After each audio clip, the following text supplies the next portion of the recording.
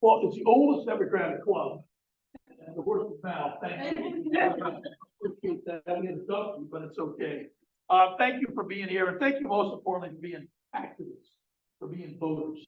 Because as you know, democracy is absolutely at risk with the madman Donald Trump, and we're looking today. The case, Colorado, is today's case. And a close friend of mine, Harry Littman, may have seen him on TV sometimes. He's a good friend of mine for 30, 40 years. He argued the case today for Colorado against Trump. I'm afraid they may decide it narrowly, and we may lose that argument, but certainly Trump should be disqualified, should be in jail. We all know that.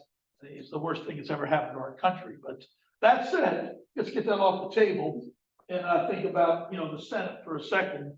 Our argument really in this race, anybody seen a TV commercial? Anybody seen a piece of mail? Yes. Good. We worked really hard to get out what we focus on. If you don't know what we care about, what matters to us, what the reason behind we're putting ourselves out here 7 days a week, the reason we're willing to spend our own dollars and my family's dollars that we've earned over the years to do this job, you can't understand, why we're here. So I think that the reason why Speaker Pelosi always says, she says, what's your why? That's Speaker Pelosi's number one thing she'll say. And you have to be able to state your why. And so we'll talk about that real quickly as we go, and then we'll take questions, which I love to answer questions. Love that. It's really important. So as most of you know, I was born in Prince George's County, Cheverly, where I was born. But we quickly went to a farm in Pennsylvania. I grew up in Pennsylvania, right over the Maryland border near Gettysburg, a 200-acre farm, chickens, hogs. I've driven more John Deere tractor than probably most people have driven. We get 13 tons of manure every day. I've done a lot of tough jobs, and I understand what tough jobs are about. And so we worked $1.80 an hour. I first grew up, I wasn't born wealthy. We didn't even have an indoor toilet in our house. Did you have one? Well, just like you. Yeah, there you go. So we didn't have that when we were 11, 12 years old. And then at some point it got plumbing, and that was great. So I worked for my dad. I went to college. I'm good academically. I went to Furman University, came back, worked with my dad, and I worked for him until I was 28. My dad, unfortunately, was an abusive alcoholic, ironically. My mom left, went to Cambridge, took my sister, left me on the farm with my brother, said, see what you can figure out. Well, we spent 3 years trying to figure it out through a lot of challenges, put it mildly, and we were unable to figure it out. My dad's farm went bankrupt. Chapter 7, they liquidated the farm. Bank took Farmers Home Administration, took everything. We lost our job and lost our home. I then became an egg broker. I was a telephone guy. I understood the egg business. I love business. I'm good at business. I get it. And I brokered eggs for almost 2 years. And that's what supported my mom and the younger siblings. I'm the oldest of 5.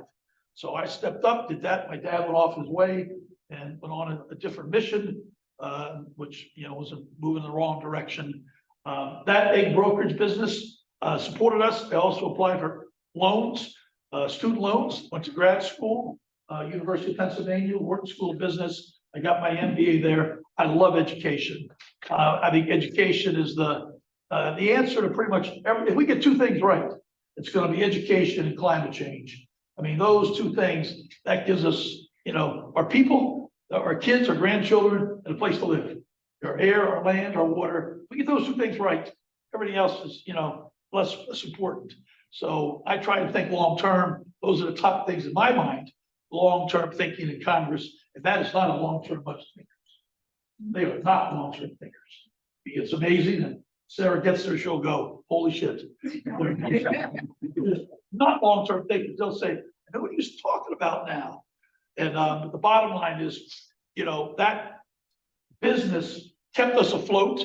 I went to Wharton studying in Philadelphia, then I had a good luck to open up a small beer store selling beer and soda. It was probably twice as big as this room, $3 a foot rent, which means it was pretty dirty, tough part of town, and not a very nice real estate. And I built literally the check stands myself, out of wood by 2x4s and lumber. And only in America can you win like this. And we built the beer cooler, my younger brother and I did. We didn't have money for a sign, light lit, so we instead painted beer and soda warehouse on the wall and opened for business. We had one good idea: sell things cheap. I've always been a disruptor. Congress, I'm a disruptor. I'm not part of the establishment. I'm the guy that likes change. I like doing things different. I love change because that's how we move forward in life. And I'm good with conflict too, because with conflict we get resolution and better ideas. I love ideas. So, I took that and, opened up the small beer and soda store. One kid sell things cheap. Competitors hated us and they all sold things high. I sold things cheap. I got the business and the business worked.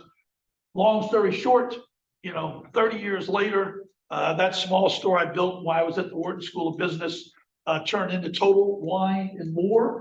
That is the company which I own, and Total Wine and More now operates in 30 states. And I have 12,000 team members that work for me. I don't call folks employees, they're team members. We're a team of people. Put your people first. Do your people work first and you'll win. Because people take care of your customer. And the customer, I look at that as constituent. Same as customer, same thing. So 12,000 folks. I'm the largest retailer in the United States for beer. Not for beer, excuse me, for wine and for spirits. I'm number 10 for beer. So we're bigger than Costco, we're bigger than Kroger in wine and spirits. So, but in every market, it's been a fight. People say, how'd you get here? Well, we get born wealthy. It was a fight, slow growth because we had no capital. We didn't get a loan for almost 12 years because you didn't have any money. So I rented. I had an old Dodge pickup truck and we didn't go anywhere. And we just put whatever we made back in the business. My mom worked there. My younger brother worked there. And that's what we did. Luckily, we had done that. If I hadn't done that, the avian flu came, just like COVID, and wiped out all the chickens, 7 million chickens in the Mid-Atlantic area. I was literally out of business and the egg broker anything overnight. But the point is failure at the farm, failure in egg brokerage. Not necessarily, not my fault, but I still failed. Bad things happen sometimes to good people. But you learn through that some resiliency, some toughness, and you learn, look for signs of something that's not working. And you learn for different ways to get things done. So we know how to accomplish things, to build not many folks in Congress, probably zero, own a $6 billion business that they built from zero. And it didn't happen easily. It was very hard. I sacrificed a lot of things, a lot of doctor appointments, a lot of things with my kids you could have done, you didn't do, because you had to make trade-offs. We all know what that's like in our lives. You all make those trade-offs every day. So that's where we are. We reached a point where we're successful. We got heavily into philanthropy. And over the last 5 years, we've given away literally $100 million, 20 million every year. So we're on a pact between the company, my foundation. We do 20 million. It's education, it's addiction, it's mental illness, and it's criminal justice. We have 20 million in loans, the American Civil Liberties Union. I love the ACLU. It's my favorite group. I'm a uber progressive. And the ACLU, we established the Trone Center for Justice and Equality. So all the ACLU work on criminal justice comes through the Trone Center in New York City. Yasmin Taylor is an African-American woman from LA. She runs the Trone Center. She's a brilliant lawyer. I believe one day we're going to have her the next head of the ACLU when Anthony Romero, a close friend of mine, retires. And so we're grooming her. She can do it. She's going to be good. So I've got 45 lawyers working on death penalty, solitary confinement, mandatory minutes, crack cocaine sentencing differentials. All these things are part of criminal justice, because I was attacked early in my life by a corrupt Republican attorney general. I was actually arrested 3 times by this Republican, but I came out good because I had money for good lawyers to show that they had it wrong big time. And I had education, never take a plea, which was offered immediately. They said, here, take this plea, one count, everything goes away. I said, screw you, I fight, and I won. But I was lucky that in America, if you have those resources, you can win. But folks that are incarcerated, 82% are black and brown. 1 out of 3 young black Americans goes to jail. They're not winning. They're losing big time because the system is systemically racist. I talk about it all the time. And economic justice is another big issue. I had John Jackson did a commercial for us, Jesse's son, on economic justice and how that's held so many folks back. They're renters, not homeowners. They can't own a business because they can't get the equity to own that business. So those are things that we work and focus on, in our campaign, in my life in Congress. That's why I ran for Congress, to take my philanthropy and leverage it. You all understand leverage. It's how to take what you give. I'm not Bill Gates. I never will be. But I can take my talents and now figure out how to take money in the federal government and move it to addiction. Last year, I passed a bill, $8.75 billion in state opioid response grants. We passed medically assisted treatment bill, getting rid of the X waivers, use buprenorphine, Suboxone. They use a drug to help fight the opioid cravings. Passed a housing recovery housing bill. Passed 26 bills last term. 26 bills because we figured out how to get stuff done. I put together 140 members, bipartisan, 140 mental health, substance use disorder task force. I'm the co-chair. I got 2 Republicans. I got 2 Democrats, me and Amy Custer from New Hampshire. And 140, we had over 100 bills. We have a simple rule. Has to be bipartisan, but we don't do it. Because you know what? I'm a progressive Democrat. If we don't get it through the Senate, I need 10 Republican senators. Nothing's going to come along. Nothing. It's a waste of time. If you want to shout something and think you're, got a good answer, don't matter because it won't pass. We got to figure out how to get 10 Republican senators. And I'm good at that. I am good at that because I take the time to sit with folks, explain why we're trying to do something, and figure out how to get common ground. Trust me, there's 40 Republicans that are just batshit crazy. And you should never talk to them. Chip Roy, Marcia Taylor Greene, Lauren Boebert, you see them on TV, they're just terrible people. They're terrible people. They want to burn our country down. They won't support bills that I've done to help police have mental health supports. Don't you think we should support our police with mental health? I did a bill for $124 million grant with Karen Bass, the mayor of LA now. It's Karen Bass' bill. $124 million to give police to learn about mental illness when they hit the door and say, oh, this is 1 in 5 families suffer from mental illness. And they hit the door and they recognize it, then they use their words, not their violence. And yet they all vote against those things. So forget them, but focus on other folks that are there that you can find by sitting with them, taking them to dinner, taking them to a ball game, taking them to the Caps game, just sit with them in the chamber, have a chili cheese dog with them. I'm the only Democrat I've ever seen ever in the Republican cloakroom. I don't care. I want a mission. I spend my time. Unfortunately, as you find, you get there, Sarah, Democrats just sit there and talk to each other. I go over and talk to Republicans. Hakeem's my guy. Catherine Clark, Pete Aguilar, Ted Lieu, 1 through 4, all have endorsed us. All the leadership's endorsed us. Happy to do it. They love it because I work with them as a team. But I can pass anything on the Democrat side. I need Republicans or I'm wasting my life. I'm a cancer survivor, 6 years. Every day is a blessing. Every day is a blessing. And that's why I'm on this mission to make this difference in these areas of addiction. And it affects my family. My dad, alcoholic. 3 years later, I got him a 28-day program when he hit the bottom. Then I went to more AA meetings I could think about with him. A lot of coffee, a lot of other people's cigarettes. And then got that back, and then he came to work for me the rest of his life until he died of Alzheimer's. So I made that work. But my mom, I've always took care of her. And they would force that was never going to happen again, but for good reason. My mom was right. Get away from that guy. He was crazy. But I brought him back. You follow me? Because once we dealt with the problem, that's what you do in families. Do our best. But bottom line is addiction. I lead Congress in it. I've led it since I've been there. Mental illness. I lead Congress in that. One of my children suffers debilitating mental illness every single day. I deal with it every day. And it's personal to me. It's personal. That's why I do these things. Those 26 bills are all about mental illness and addiction.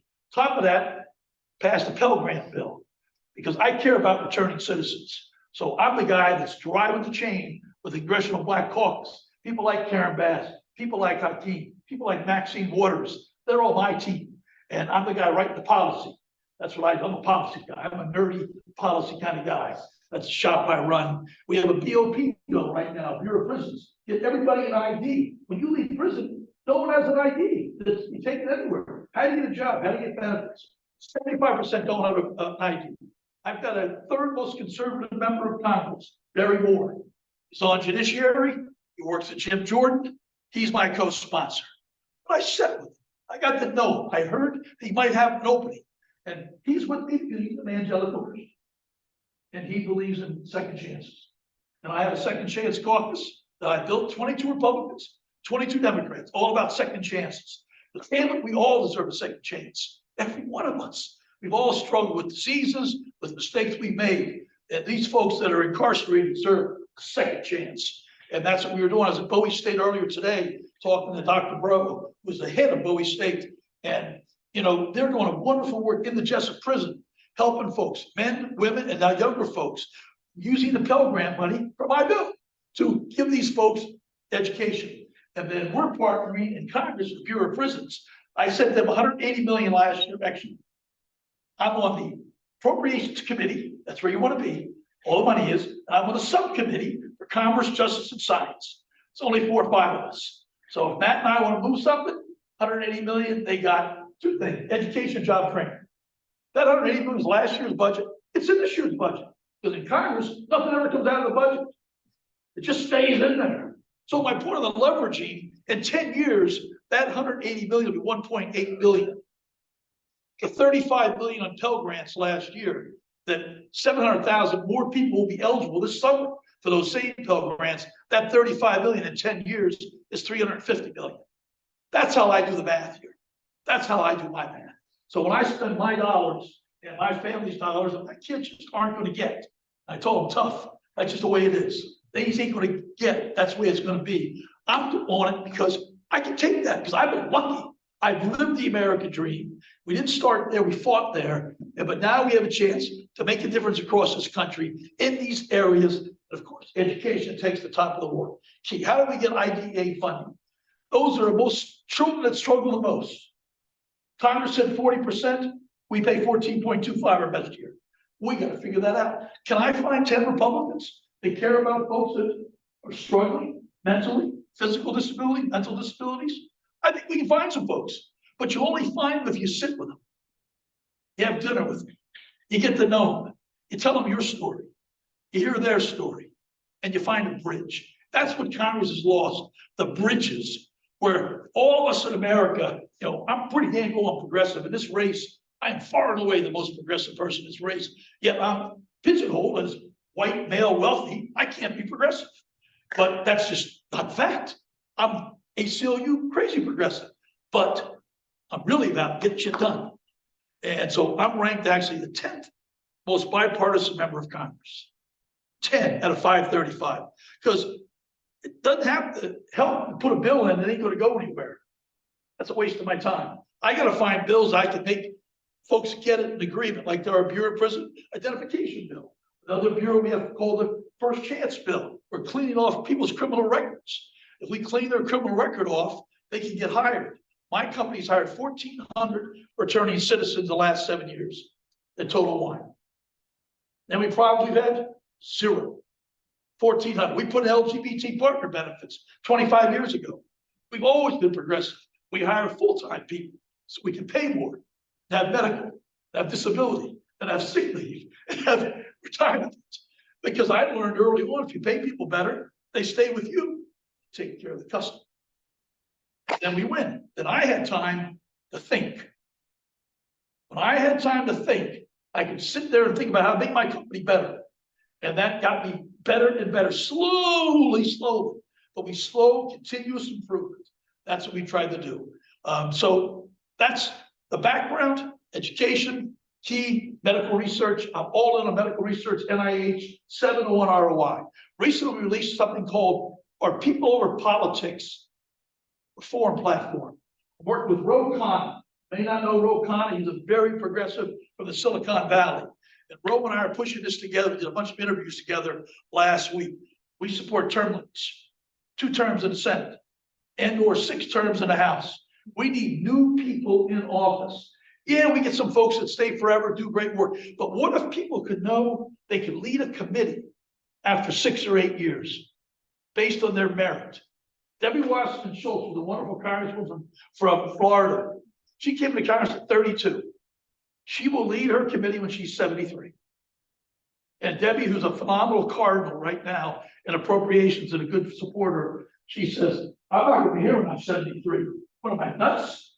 And she says, that won't be my best. But that's what we do. We don't, but if people can serve for 12 years and actually get a gavel and make a big difference, you would get more people into politics.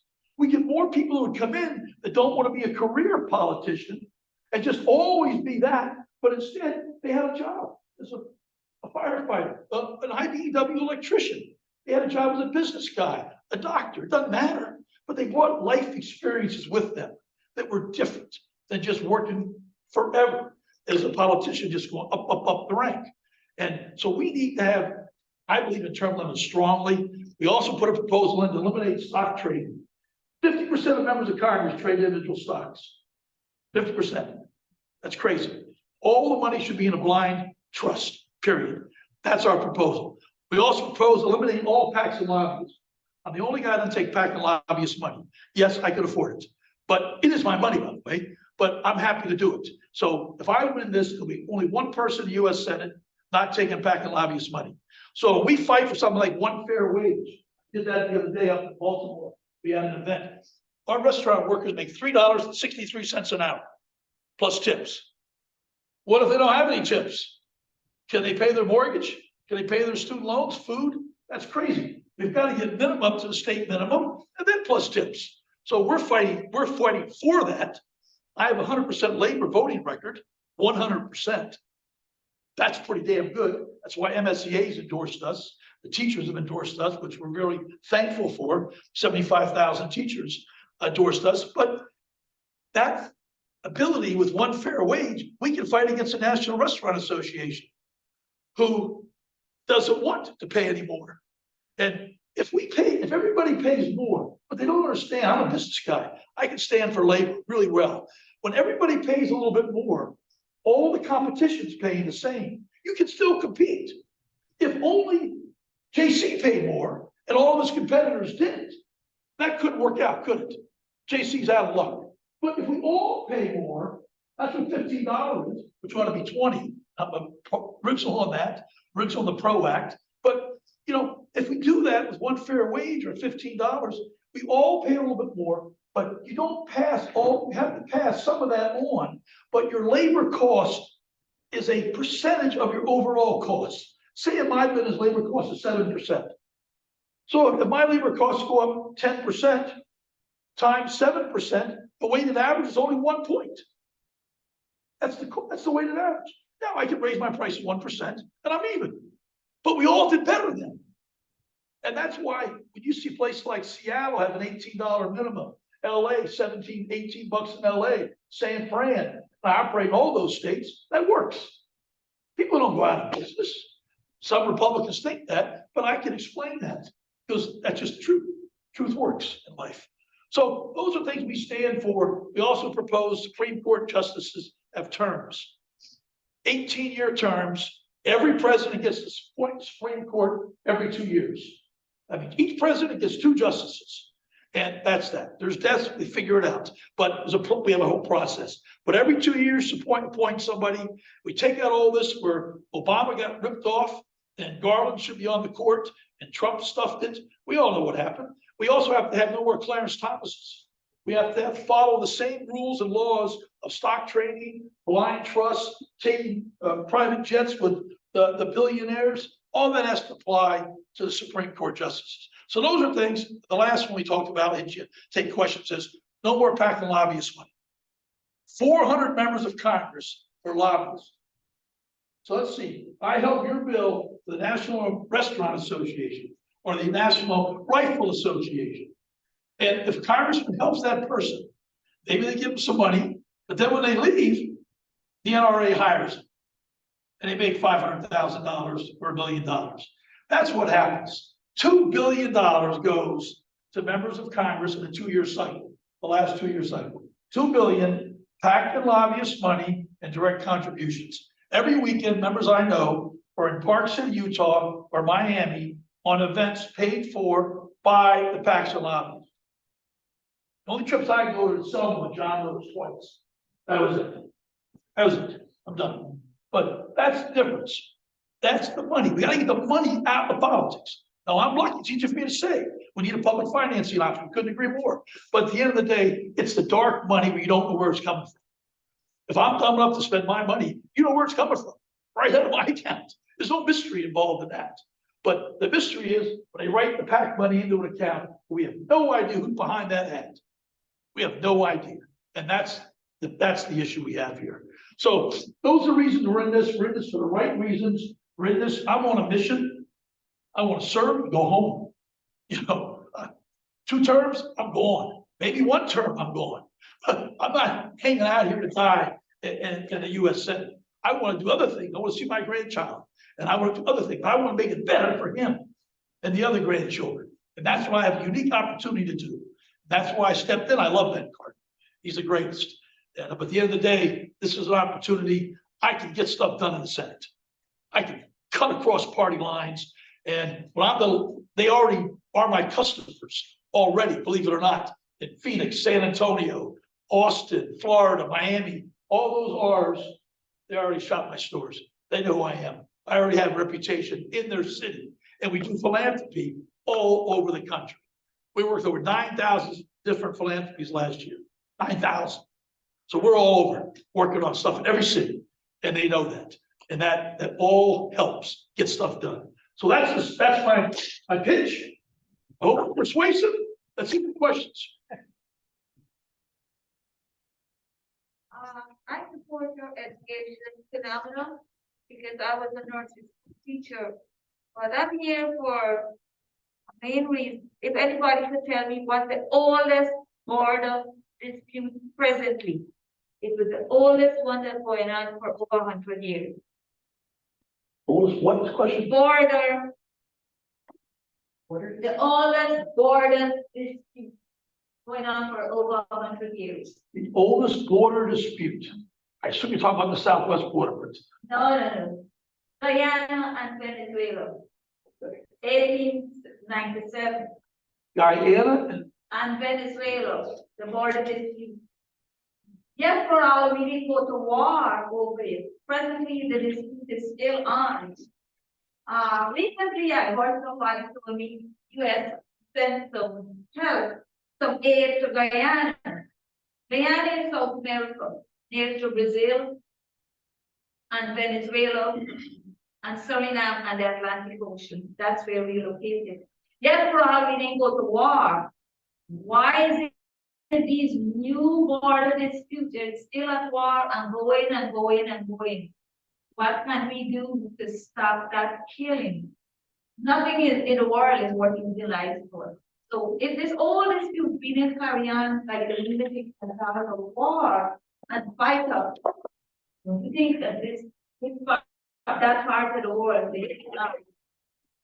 the Gaza, Israel, and Russia and Ukraine, that we should start to suppress them and tell them you need to wrap this up as soon as possible. Too many lives lost. Yeah, I'm not that familiar at all with that particular border dispute.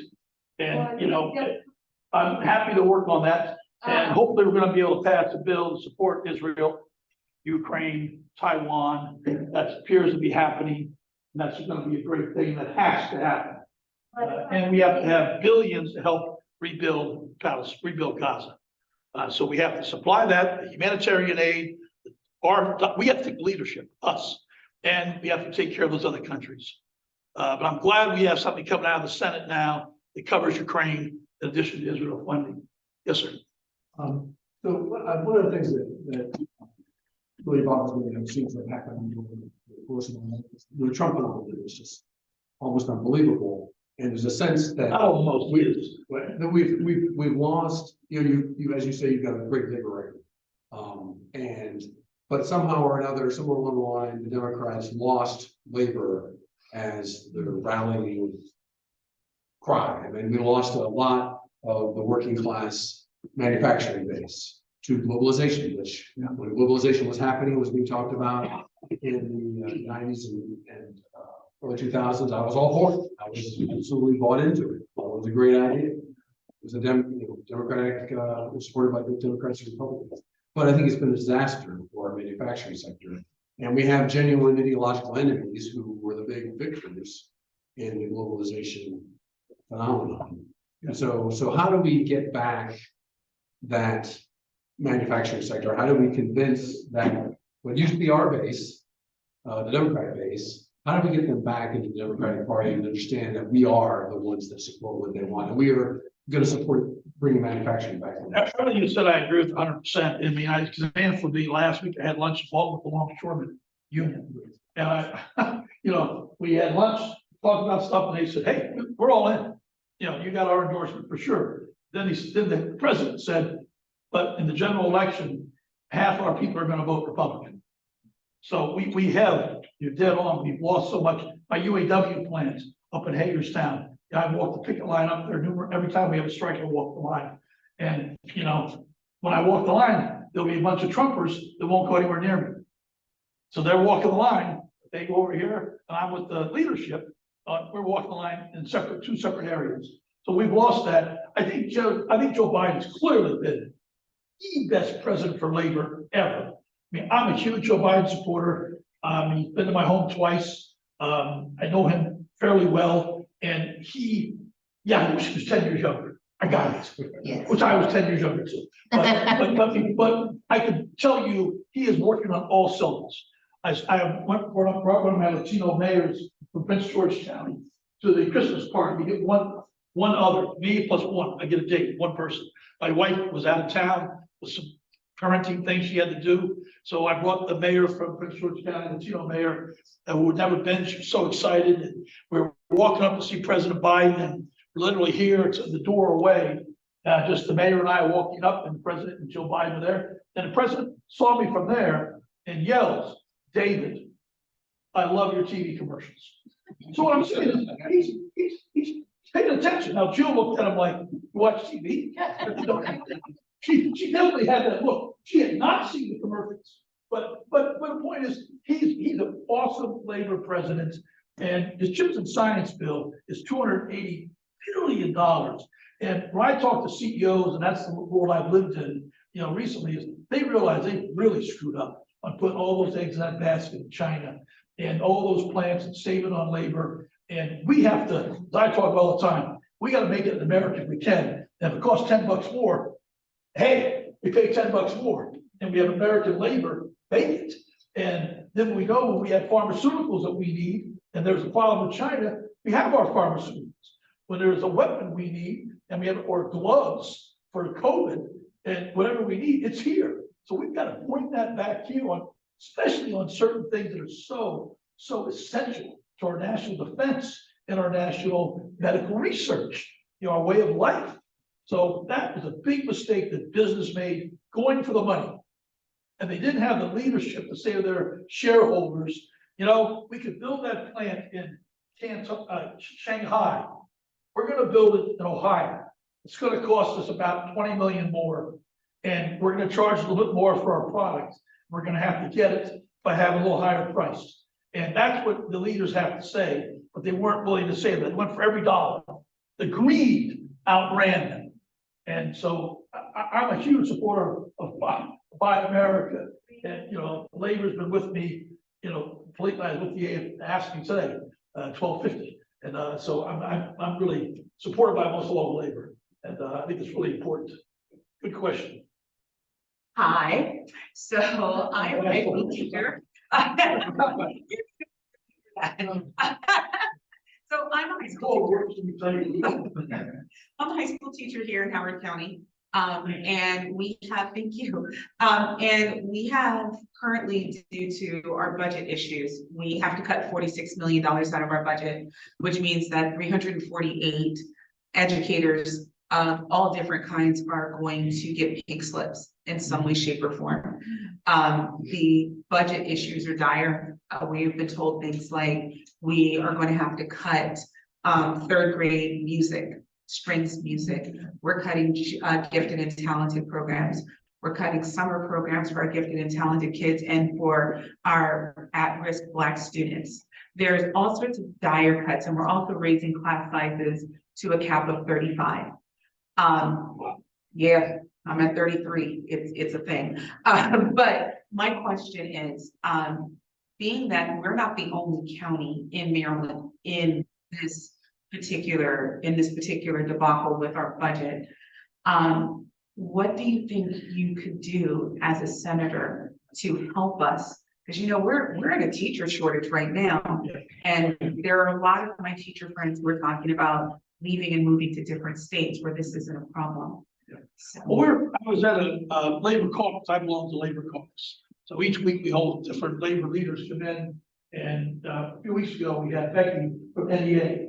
So she's the president of all of the teachers, National Education Association, 3 million members, the largest union in the United States, number one. And we talked about this exact issue. And her comment was Maryland and California are at the forefront with our blueprints to do it the best possible way. But as a CEO, I understand there's limited resources on any budget you do. And I'm CEO of Howard County, or I'm CEO of Maryland, like West is, or I'm CEO of Total Wine. As a CEO, you have to first start with what's sacrosanct. And if you start with what's sacrosanct, and I think what's sacrosanct is teachers. And because teachers and the educators behind it. So you say educator, but you got to forget the sports staff. 25% of our folks, I was with one of my unions today, and as one of my supporters said, without the support staff, school doesn't open. So we've got to have all of our cafeteria workers, our janitors, our teachers' aides, all those folks are part of this team together. But we've got to look at the blueprint and say, this is what we have to figure out to fund first. Then we're funding that. We're just going to fund it. It's like payroll. We're having trouble on our payroll. We just have to fund it. And we decide we have to give an increase, 3, 4, 5%. We just have to fund it. Then we have to go look at everything else and see what else we can figure out. But you got to start with what's not, you can't cut. You can't say everything's open. And that's what's happened to teachers. It's been cut, cut, cut. That's why teacher salaries stink. Teacher salaries stink. And that's why we don't have people going into teaching. People won't go into teaching. If you're short on teachers, it's pay and it's benefits. And it's also hard work, by the way. It's a lot of time you spend on lesson planning, etc. So we've got to start with that. And then you got to think about what else is out there. Now, on the federal level, it's a couple of things which we talked about, and that's IDEA, of course. Funded at 40%. That's tens of billions of dollars, not 14.25.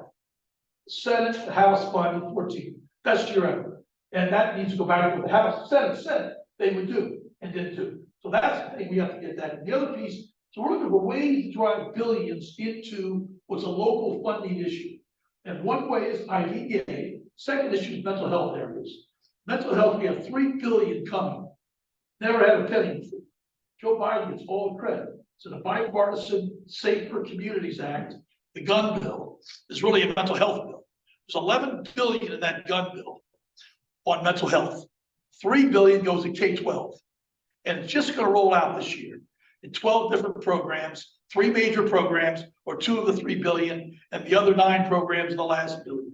And like my office will have all those grants. How do you go for my people to get those grants? And that's the kind of your congressman should do, is be enabling everybody in my 5 counties to maximize every grant possible. Because to be honest with you, I don't want you guys to get grants, not some guy in Montana. And sorry, not even John here. I put the grants in my area. Now, when I run Maryland, then I want all Maryland. You follow me? But that's how we looked at the past. But we got to figure out how to drive money into the system. The other area is going to be immigration reform. Immigration reform is how we can drive more people into teaching that don't look like everybody that's teaching now. And the teacher leadership, Cheryl and the leadership are really excited about opening up immigration, because immigration is at 1 million. It's been there for almost 25 years. Immigrants fuel the economy. The difference in immigrants, if you brought in, I read an article the other day, and it was any PhD or master's degree candidates in STEM areas, that's engineering, et cetera, et cetera. If we brought them all to the US and wanted to come, over 10 years, they generate over $100 billion in tax revenue. Immigrants created Apple, second generation Syrian. Immigrants created Google, second generation Indian. Immigrants created eBay, second generation French. Immigrants look at things differently, and we look at things differently, we have different ideas. So we gotta drive multiple language learners also. So MLL is where we think we can get a huge number of teachers that are El Salvadorian, that come from maybe Nicaragua, that the students look like the teacher, or come from Ghana, and that'd be fantastic too. Then the students can look more like the teachers. That's one thing the teachers are excited about, but there's a way we can drive more money to schools through MLL, multiple language learners. But I think it's a matter of, at the same time, putting your priorities first, and versus saying, let's do this on the backs of our children. That's really the choice, but instead they say, we'll do it on the backs of the union. And that somehow seems palatable. They should say, we're doing it on the backs of our children. That's who they're going to. And it makes me mad at the Hornet, and I heard the same thing in Prince George County today. They're cutting teachers, and they're all in a garage, and a tax that they had for education, they're diverting now to go to the general fund. So another 64 billion, instead of going to teachers in Prince George County, will go to the general fund to help figure out their problems there. And, you know, so there's no simple solution, there's no silver bullet, but what we have to do is have teachers with a seat at the table, 2 seats at the table, to help us figure out solutions. Because we gotta get input from people that are living the problem. That I truly understand. Yeah. A massive environmental crisis, we're facing crackdown. I'm probably not gonna have to deal with it, but my kid is. Larry Hogan, bless his heart, and I do mean that in every bit of the way that my Southern Lady ancestors taught me to say it, killed the red line in Baltimore and cost us $1 billion in federal funding. What are you gonna do to bring it back? Yeah, we gotta work with West Moore. I've talked to West about it numerous times. Talked to everybody in Baltimore, $800 million to fit. I mean, public transportation in Baltimore is non-existent. You cannot get to your job for hours of travel. You can't get to a doctor for hours of travel. The red line gives us that east-west thoroughfare. We've got to figure out how to get federal money. And that's something that will be one of my jobs, to figure out how we get that money, kind of money back. And who's going to get money more likely? Someone that understands money? Yeah. So bigger than that. I wanna take a train from here to Ocean City, and I don't wanna sit on the damn bridge. I wanna take a train from here to Rocky Gap. I wanna take trains from here to New York. Here, not chasing over the BWI or wherever the hell I have to go to right now to get a train. I wanted a regional actual rail system. You can get a SEPTA train out of Philadelphia in Wilmington. Why can't we, what happened to Maryland? Well, never mind what happened to Maryland. What happened? Can we, What happened to the country well. was big money Yes. and the car manufacturers and I a lot of, know. yeah, and you know it, those guys, General Motors Ford did it. Yes. They built the car world, and I am a huge proponent, huge of high-speed rail. I mean, we are a joke, but we need commuter rail, we need rail. And rail was awesome.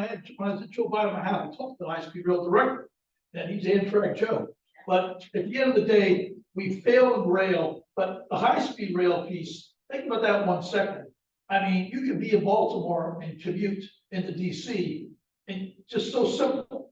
Go to New York in less than an hour. I mean, that would drive business in this country.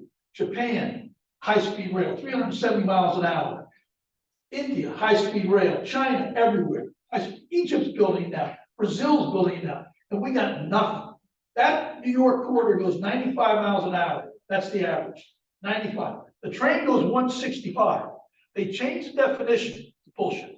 They changed the definition of high-speed rail to 160 miles an hour because their train goes 165. But the train only goes 165 when it's on a new track going straight. Well, the track here in New York, and I've driven it 100 times because I take the train to New York always, I never fly, and goes on like this. And it's on old track and it's back and forth, and it will never average over 95 miles an hour, regardless of how fast that stupid train goes. So we're just kidding ourselves. And again, the entrenched PAC lobbyists, but the community rail, Europe is moving every plane less than 2 hours to rail.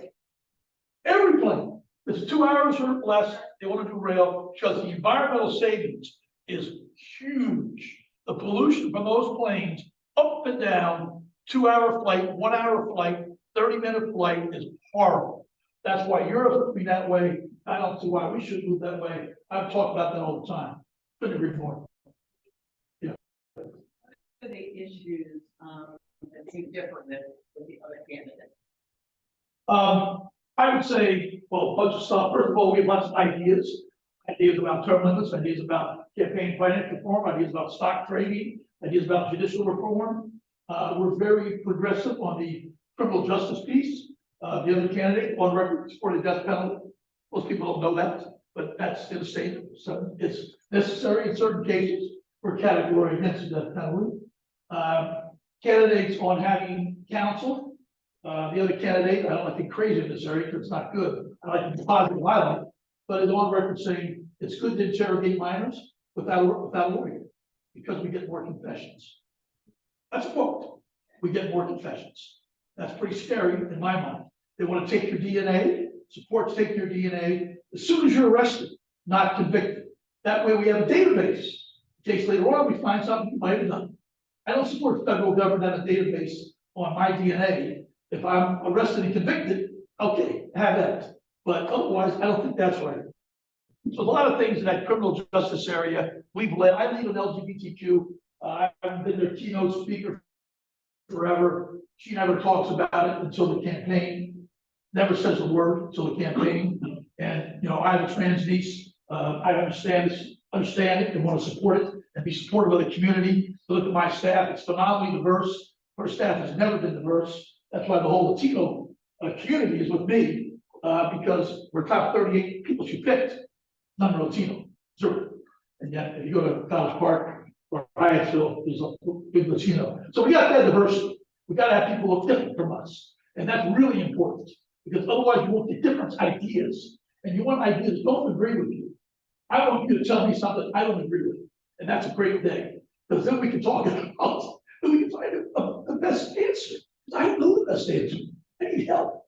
I need help from everybody that's the experts in their area. So, I mean, those are a few things right there. The word abortion, I'm much stronger on a woman's right to choose, a woman's right for abortion rights. In all of our awful research for the candidate, for the race, never said the word abortion, said pro-choice every single time. Because our Pastor Jenkins doesn't believe in abortion. Or Pastor Jenkins doesn't believe in LGBTQ. So that's where that's coming from, I get it. But we funded an abortion clinic in Cumberland. Closed in West Virginia, 66 closed now. Abortion clinics, 15 states. But we put one in red Cumberland. I got 35% of the vote there. It's Republican. We built an abortion clinic there. And it's open, it's performing, we're protested every day by 4 white guys that just come up there and think you shouldn't have abortion. God knows that I cut the ribbon, and as you see, Planned Parenthood has stayed out of this for a reason. They normally always endorse the woman. I have 100% Planned Parenthood, 100% NARAL, 100% everybody. And that's where I'm at. I don't know what else I might have missed. There's a number of things, but most important I differ is I got a track record of building something, working for myself, going through struggle, started with Zippo, and get shit done. And I'm in this for the right main reasons. I'm not in this because I need a job or I want to have that next job up the ladder. Then I put my seat at risk. I'm giving up my house seat. I want to win this seat. She's giving up nothing. She doesn't win her seat. She's going to take Sten's seat. That's the deal. She doesn't win. She waits 2 years. Sten gives her a seat to the anoints her. That's it. That's not where I'm at.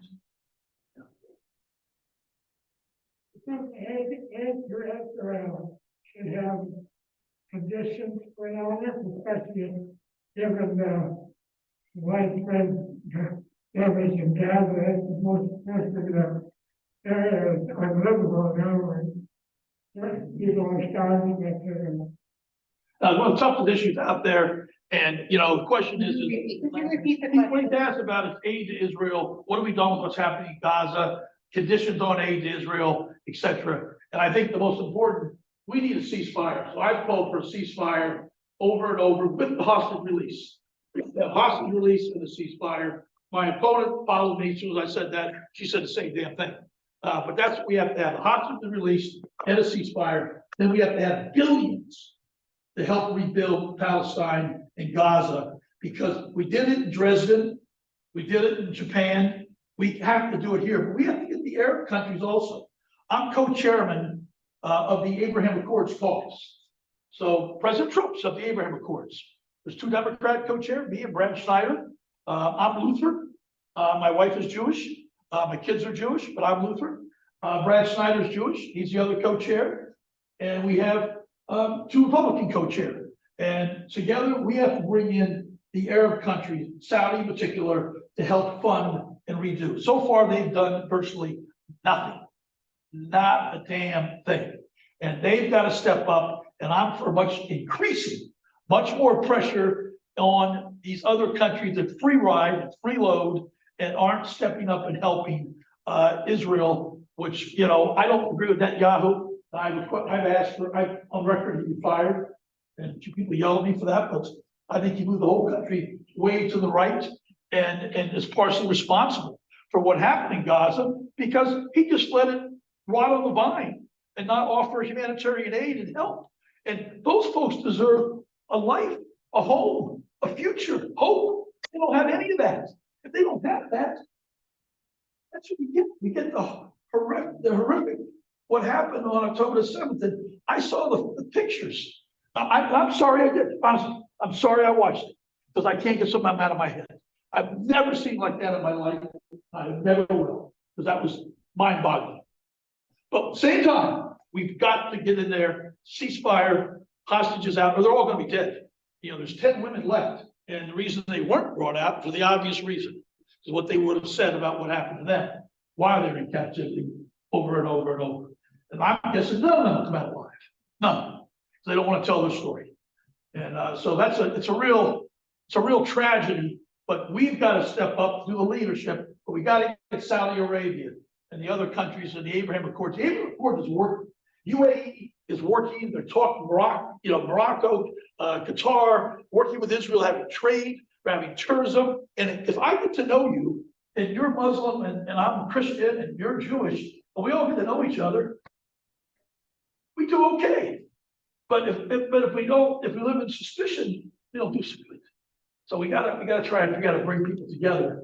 So that's a real mess. You already have a quick question over here. Yeah, quick policy question. Okay. So, Black maternal mortality and Black infant mortality. Train wreck. Absolutely crisis in this county. Crisis. One of the healthiest counties in this state. Right? And in the country, but this is a national problem. Can you talk about what you've done or where you would be as a senator on health equity, health disparities in this critical area? Well, first, you're going to say maternal mortality in this country, white and Black, is tragic, inexcusable. Then you say Black mortality is another level of astronomics. So I joined the Black maternal caucus. So I'm the guy, I'm the white guy in the Black maternal caucus. And the reason I joined is because the leader is wonderful. She's Lauren Underwood. And I don't know if anybody knows Lauren, but Lauren is an African-American woman from Chicago, came in with me. And guess what? She's a nurse. She understands. So she runs this caucus. She formed it. I joined it. She's my friend. And she did a omnibus bill here the other day, which I think had some good stuff in it, but we're not getting it done.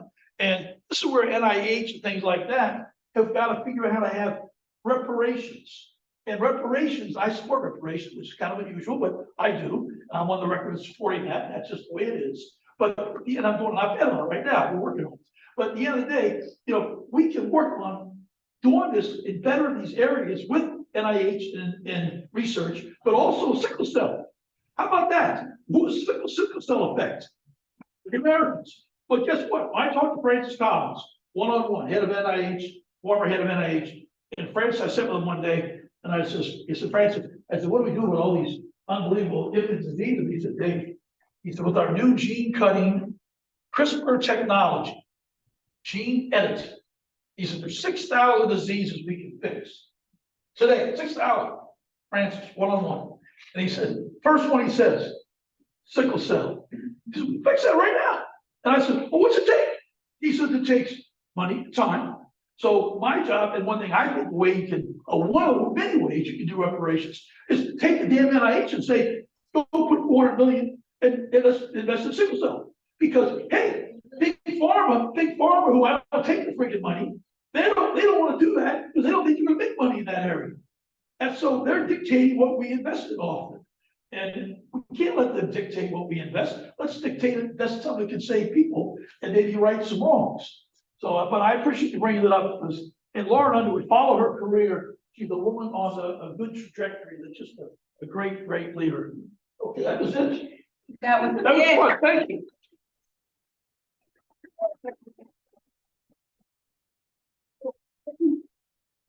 Want to leave you over, take a sign, take a yard sign, support us, but most importantly, democracy's on the ballot.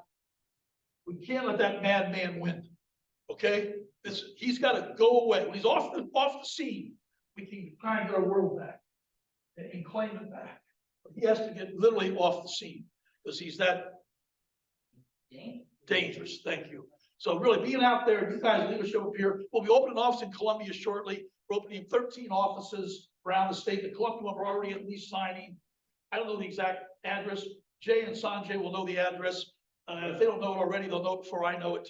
But the Columbia one's moved along. We'll have that shortly.